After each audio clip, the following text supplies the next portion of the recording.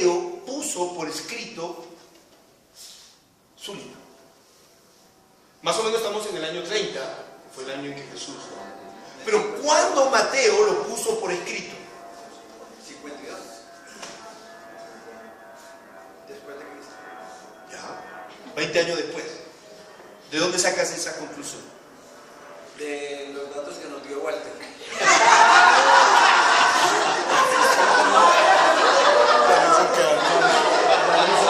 A ver, vamos por partes. El año 50, más o menos, estamos en el período del ministerio del apóstol Pablo.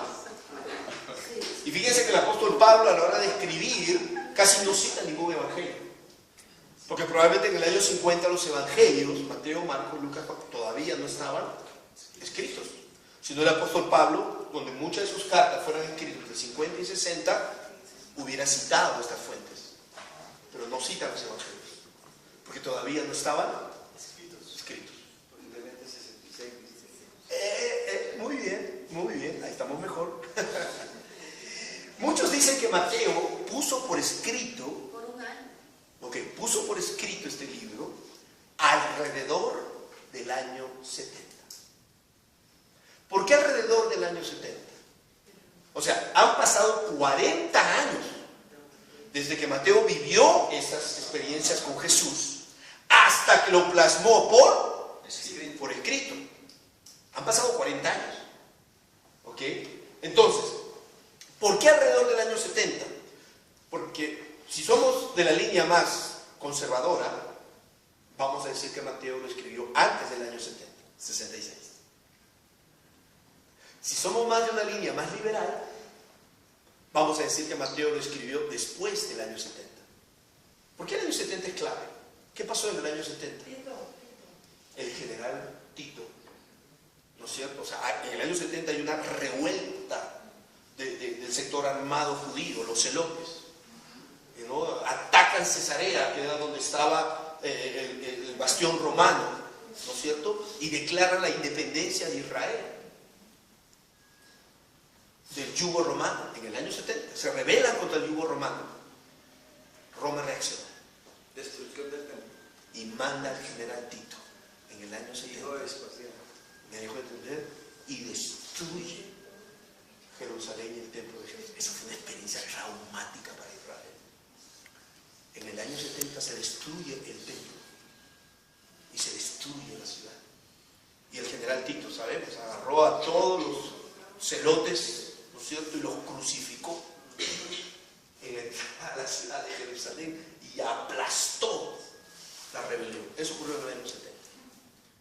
¿Ok? ¿Y por qué entonces algunos dicen que Mateo lo escribió antes? ¿Por qué la línea conservadora? Porque Mateo habla de la destrucción del templo.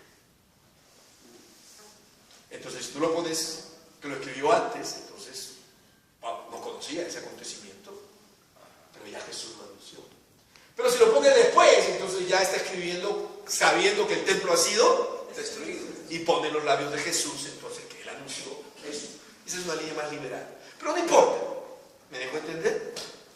O fue antes o fue después, pero alrededor del año 70. Muy bien, entonces miren, para descubrir la intención del autor, ¿quién lo escribió? Mateo. ¿Cuándo lo escribió? Alrededor del año 70. ¿Está bien? ¿A quién se lo escribió? ¿Quiénes fueron los primeros que leyeron? a los judíos. ¿A qué judíos? A los judíos en Cristo.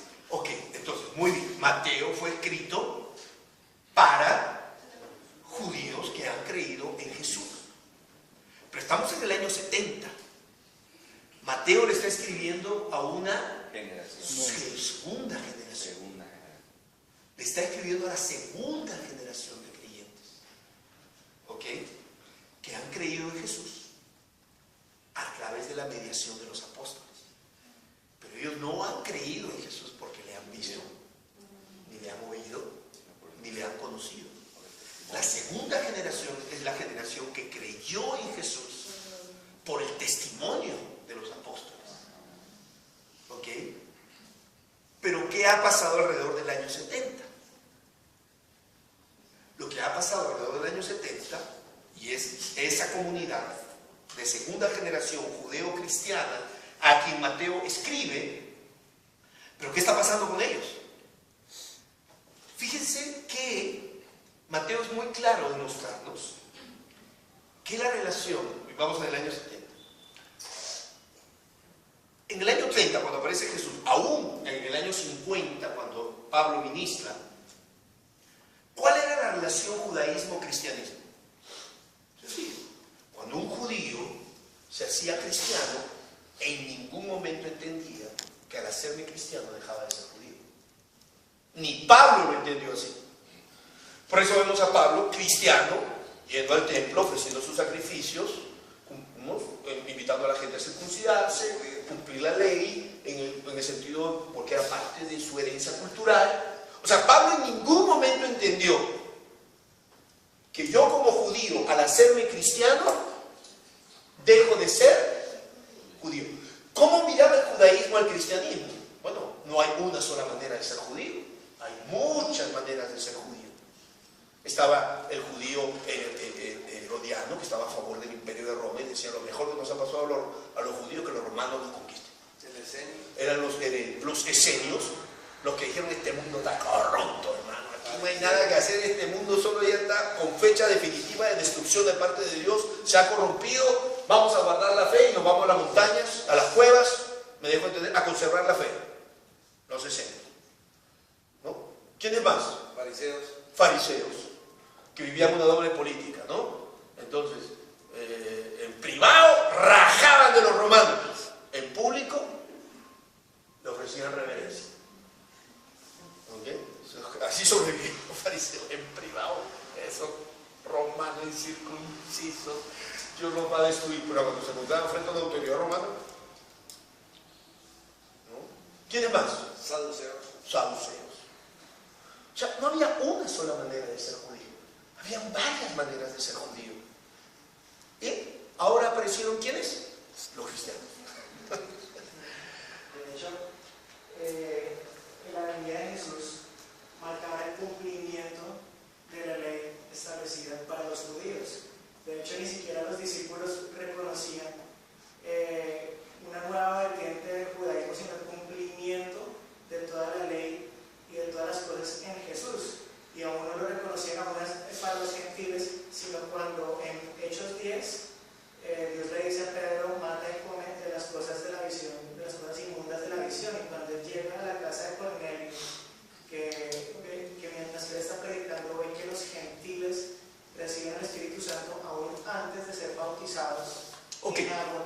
Dicen: ¿quiénes somos nosotros para impedir la obra en los gentiles? Entonces ellos veían todo desde una perspectiva de los judíos para los judíos. Pero vamos por partes. Una cosa es la relación cristianismo-judaísmo, otra cosa es la relación judíos-gentiles, otra es la relación cristianismo-gentiles. O sea, es toda una problemática que aparece en la Biblia. Pero hoy estamos viendo la relación cristianismo, o sea, judíos que se hacen cristianos, cómo mantienen su relación con el judaísmo de donde salieron. Me dejo entender. Entonces, ellos no entendían, en un primer momento, no entendían que al hacerme cristiano dejaba de ser judío. Ni Pablo lo vivió así, y eso es muy claro en sus cartas. Para ellos, más bien, nosotros al hacernos cristianos nos volvemos judíos más completos, porque ahora hemos reconocido al Mesías y hemos creído en Él. Somos más bien judíos más plenos, pero judíos al fin. No dejaban de ser judíos. ¿Ok? Eso es hasta el año 50, hasta el año 60. Pero en la destrucción del templo, ¿ok?, la relación judaísmo-cristianismo se quiebra, se rompió de todo.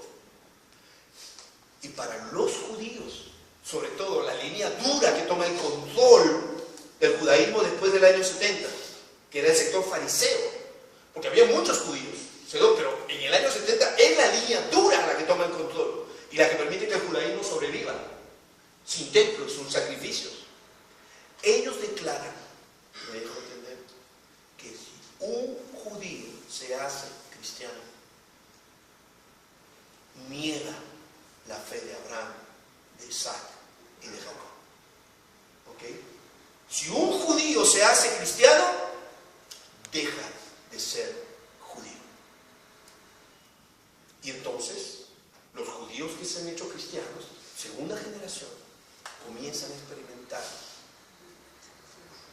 persecución sangrienta, ¿ok? Pero ya no les dan trabajo, los comienzan a marginar. De ese año aparecen las historias de un padre que le dice a sus amigos: por favor, vengan a mi casa, porque mi hijo ha muerto. Tus amigos van a la casa y ven un ataúd ahí, ¿no? Se acercan al ataúd y ven que el ataúd está vacío. Y le dice: oye, pero ¿no nos has dicho que tu hijo ha muerto? Sí, mi hijo ha muerto, porque se ha hecho cristiano y ha negado la fe de Abraham, de Isaac y de Jacob. Yo no tengo más hijos.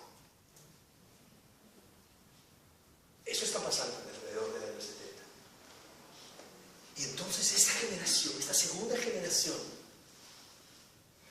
pero ¿están qué? Están dudando. Están dudando de, oye, o seguimos con esto del cristianismo que solo nos ha metido en problemas y dificultades, o nos volvemos atrás a nuestra fe judía y nos olvidamos todo esto de Cristo. Porque si volvemos atrás, tenemos trabajo, nos reciben en nuestra casa, ya no nos miran mal, ¿no es cierto? Están dudando. Esos son los dos senderos. O continúo con mi fe, o me vuelvo al judaísmo original de donde salí. Pero para esta segunda generación, ellos decían en su corazón, porque en el año 70 la mayoría de los apóstoles están muertos. Y ellos decían en su corazón: ay, si nuestros héroes, los apóstoles judíos como nosotros, si ellos estuvieran con nosotros, no dudaríamos. No, ellos antes de dudar derramaron su fe, derramaron su sangre, murieron. Si ellos estuvieran con nosotros, no dudaríamos. Y ahora sí, viene la mano magistral de Mateo con un corazón pastoral y les escribe: miren, esos 11, esos que ustedes tanto admiran, sus héroes, esos que mantuvieron su fe hasta el final, sí, ya no están con ustedes, pero esos que ustedes tanto admiran, cuando comenzaron, ¿qué? También dudaron. Y yo no puedo ver el corazón pastoral de Mateo cuando les dice: ¿y si ellos, que ustedes admiran tanto, cuando comenzaron la fe, también dudaban como ustedes? Pero si ellos pudieron mantenerse hasta el final, ustedes también pueden. No. O sea, por eso les digo, esa es la joya de la interpretación bíblica. Lograr descubrir la intención del autor. Es lo único que nos da la objetividad para interpretar correctamente el relato. ¿Okay? Aunque Mateo no nos dice de qué dudaban, yo puedo entender por qué nos dice que al principio, cuando esos hombres comenzaron, también dudaban como ustedes, ¿no?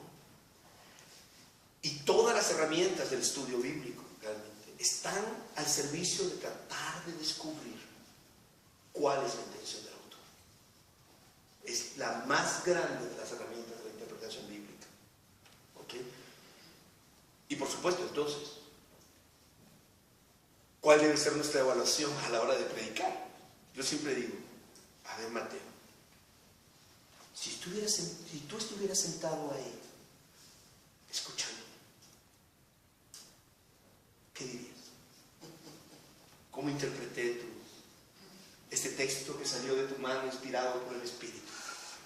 Claro, de repente en alguna vez Mateo, predicando algún texto de Mateo del Evangelio, de repente Mateo agarraría: ¡no! ¡Yo no quise decir eso! ¡Estás distorsionando lo que yo escribí! ¡Mi intención era totalmente otra! Lo que estás diciendo es producto de tu imaginación. Eso no era la intención que yo tuve al escribir este párrafo de mi Evangelio.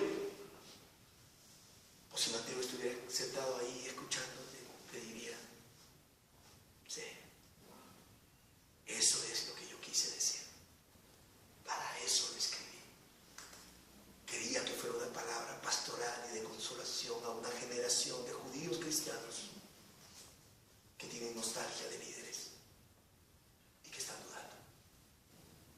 Sí, lo has aplicado a una generación distinta. Mi generación era diferente, la tuya es diferente, pero en el espíritu. Eso es lo que yo quise enseñar. Así que, finalmente, no puedo decir de qué dudaba, pero puedo entender la razón por la que Mateo nos dice que esos hombres cuando comenzaron dudaron. ¿No? Así que cada vez que ustedes prediquen a un libro, Jeremías, Daniel, Oseas, háganse la pregunta. Si ese autor estuviera sentado escuchándome la interpretación de su texto, ¿qué me diría? ¿Qué me diría? Entonces, si tú sientes que el hombre quisiera volverse a morir,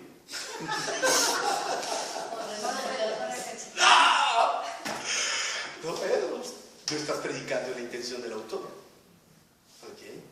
Pero si sientes que el autor diría, bueno, eso fue. Lo dijiste en palabras distintas, pero eso fue lo que yo también quise decir a mi generación. ¿No? Así que Dios nos ayude de veras, ¿no? Entonces, terminamos diciendo, sí, la primera característica de un auténtico discípulo es la obediencia. La segunda, adoración. Y la tercera, La duda. Entonces no es tan mala como pensamos. una fe que piensa. Es una fe que tarde o temprano dura. ¿Me dejo entender? Una fe que busca vivirse de manera comprometida en el mundo, tarde o temprano va a levantar preguntas. Tarde o temprano no va a tener todas las respuestas. Claro, pero ¿cuál es la diferencia entre la duda y la incredulidad? La incredulidad es pecaminosa. La duda no. No hay una condena de Jesús. Pero ¿cuál es la diferencia? La incredulidad es como la de mis amigos ateos en la universidad. Mis amigos ateos en la universidad me dicen así: mira,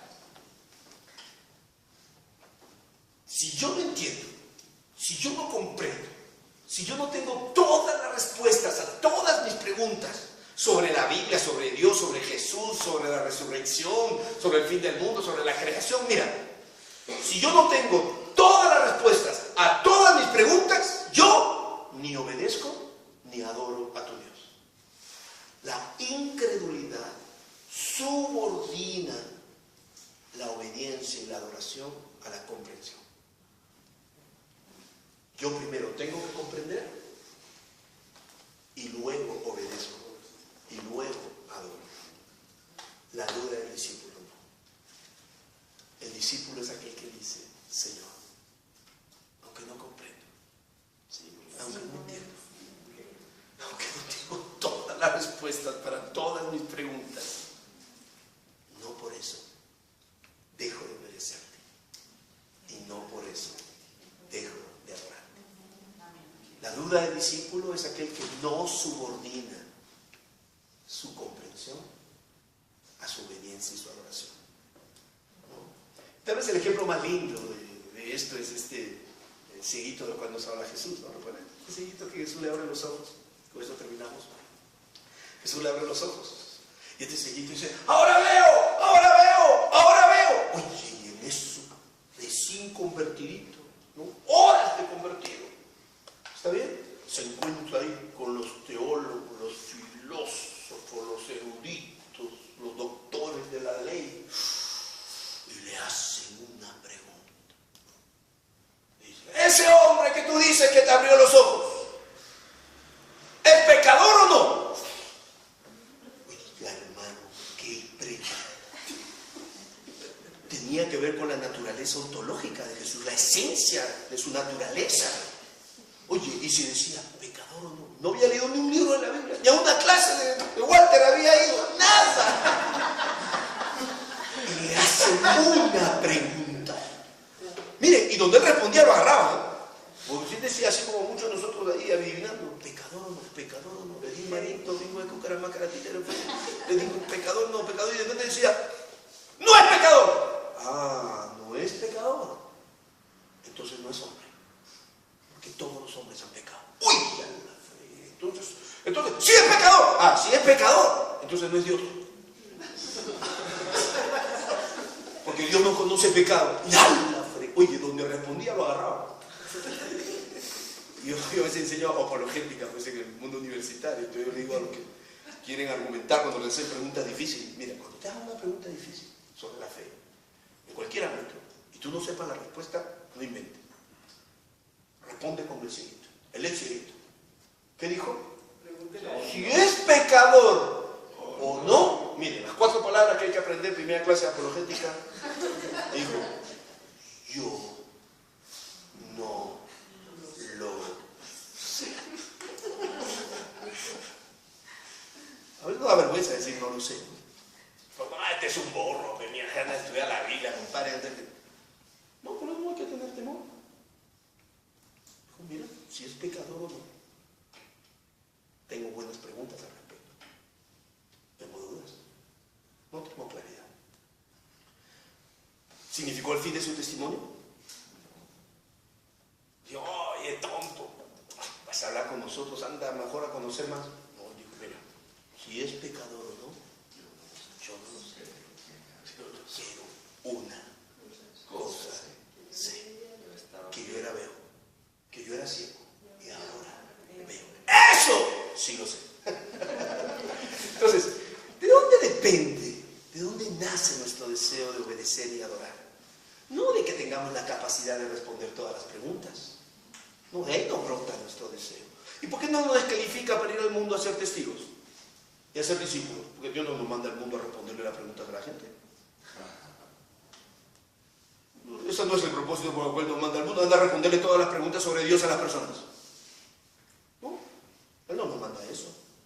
Me dijo entender. ¿Por qué obedecemos? ¿Por qué adoramos?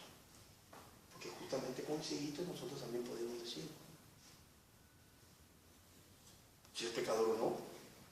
Mira, la violencia del Antiguo Testamento, hermano, ahí estoy dándole todavía, a ver si en algún momento Dios me revela para entender. ¿Me dijo entender? Hay tantas preguntas. Sigo buscando tratar de entender y comprender. Pero si es pecador o no, no lo sé. Pero una cosa sé, que yo era ciego y ahora veo. ¡Eso! Sí lo sé. Y por eso obedezco. Y por eso adoro. Y ahí brota el deseo de obedecer y adorar. La duda del discípulo no subordina la obediencia y la adoración a la comprensión. Esa es la gran diferencia entre la duda del discípulo y la incredulidad. ¿Ok? Nos ponemos de pie. Oramos para terminar.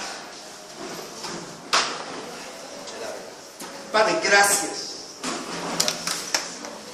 Gracias por permitirnos acercarnos a tu palabra. Señor, la erudición, por la erudición realmente puede llegar a ser una maldición. Pero la erudición puesta al servicio de la misión, del trabajo pastoral, de la consejería, de la evangelización, es una gran bendición. Padre, te pedimos que lo que hoy hemos aprendido de las 3 características de un auténtico discípulo, la obediencia, la adoración, y cuando la duda llega, sigue obedeciendo y sigue adorando. Padre, te pido que esta palabra peregrine con nosotros, camine con nosotros, y que a su tiempo dé el fruto para el cual tú la has enviado. Todas las verdades de la Biblia generan preguntas. Todas las verdades de la Biblia generan dudas, Señor.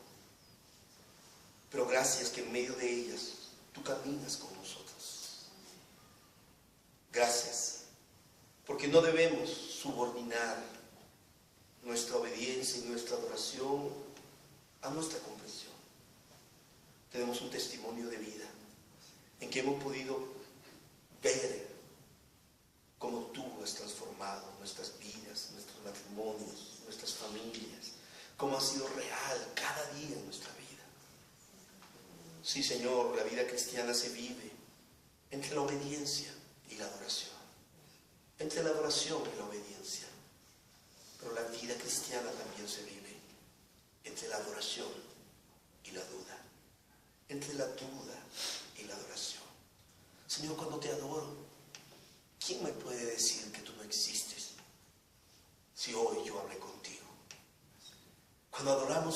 parece tan claro.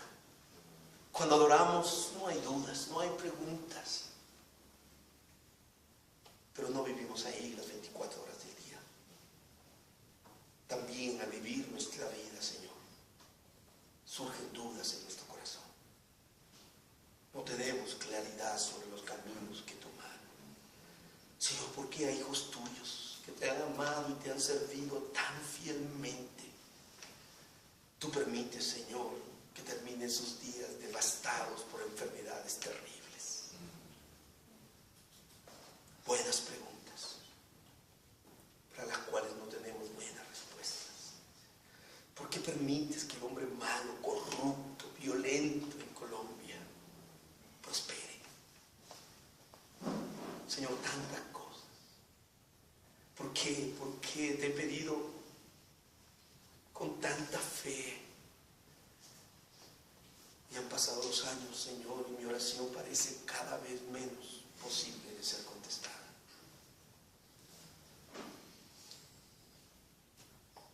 Padre, pero cuando esas dudas lleguen, que no dejemos de obedecerte y que no dejemos de adorarte. Te adoramos, buen Dios. Y oramos así juntos y unánimes, en el nombre de Jesús. Amén. Amén. Amén. Amén. Muy bien, muchísimas